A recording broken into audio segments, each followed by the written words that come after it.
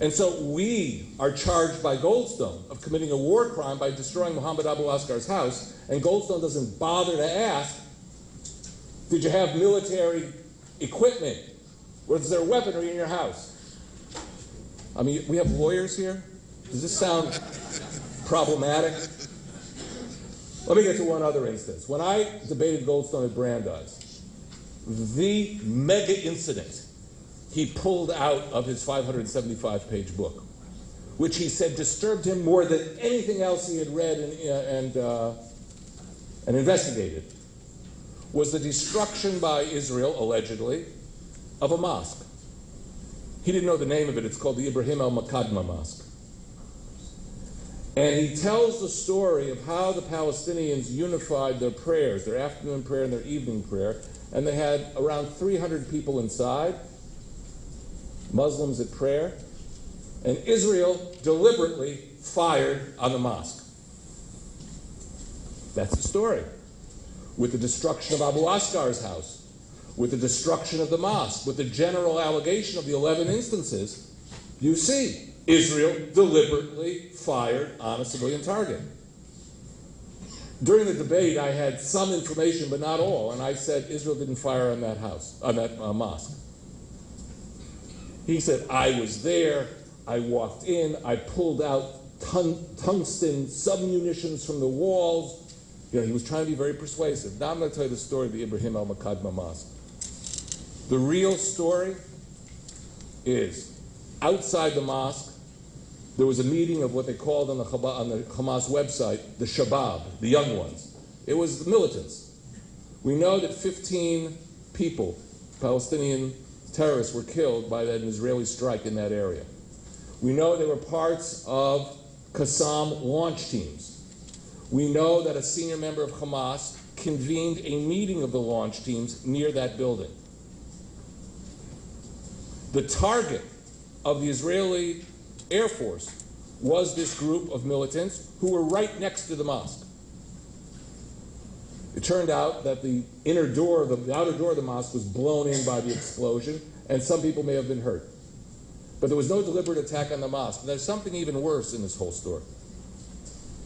It turns out that this large structure that could serve as a mosque did not have a minaret. Because usually in mosque building, you first of all build the mosque, and then I guess you raise money or you complete the minaret later. Now, why is that detail important? Because if you're looking overhead at a large structure and there's no minaret, how do you know that Israel knew it was a mosque? It didn't. You wouldn't know it.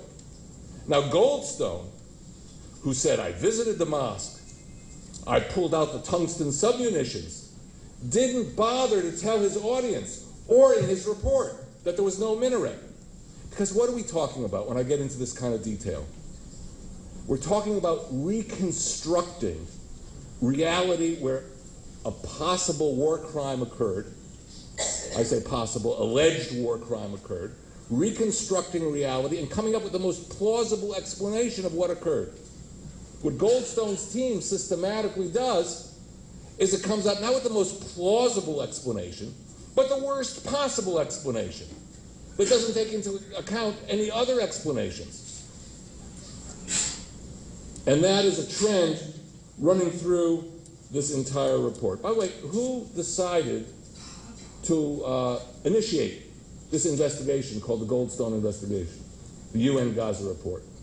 You know, this was the UN Human Rights Council, which Kofi Annan himself condemned in 2006 when it was reformed after having been the UN Human Rights Commission. And there were 3 members of the Human Rights Council: Egypt, Pakistan, and Cuba, who pushed this through, the real beacons of human rights. That's why I say this has nothing to do with human rights or with international law, but with all kinds of distortions and exploitation and distortions of facts. Now, if you go into the minutiae that I'm talking about, and if I had 2 hours, I could give you 2 hours of minutiae, you wonder, so what is this about? What is this Goldstone product about? You know what it's about? It's about a hidden agenda. and it relates to lawfare. For Hamas, the hidden agenda isn't so hidden.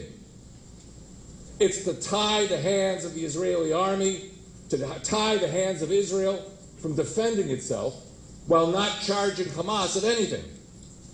Hamas could continue shooting rockets at innocent civilians, while Israel, if it follows the Goldstone rules, shouldn't defend itself.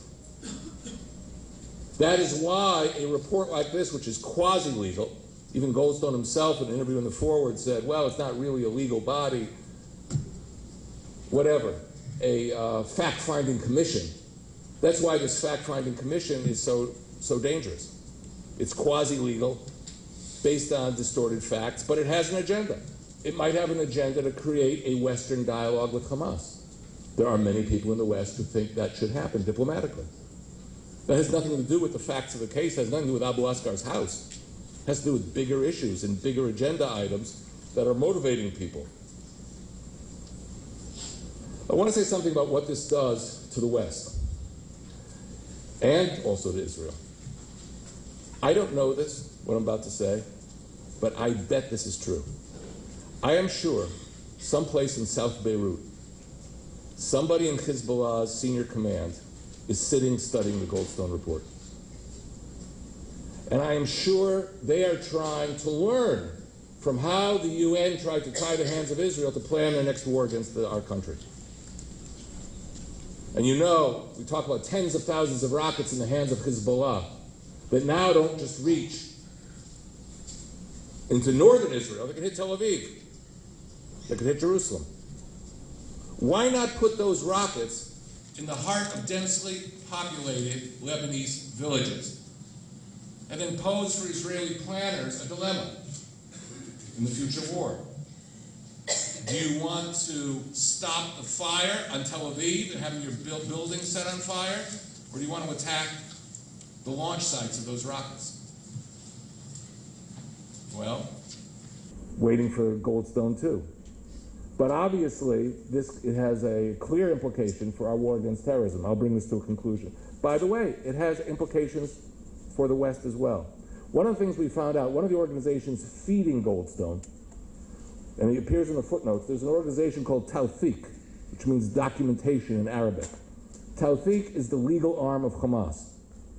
They not only provided data to Goldstone, they work with lawyers in the UK, in London, providing them with material so they can seek through British magistrates the arrest of Israeli officers and former Israeli officials visiting London.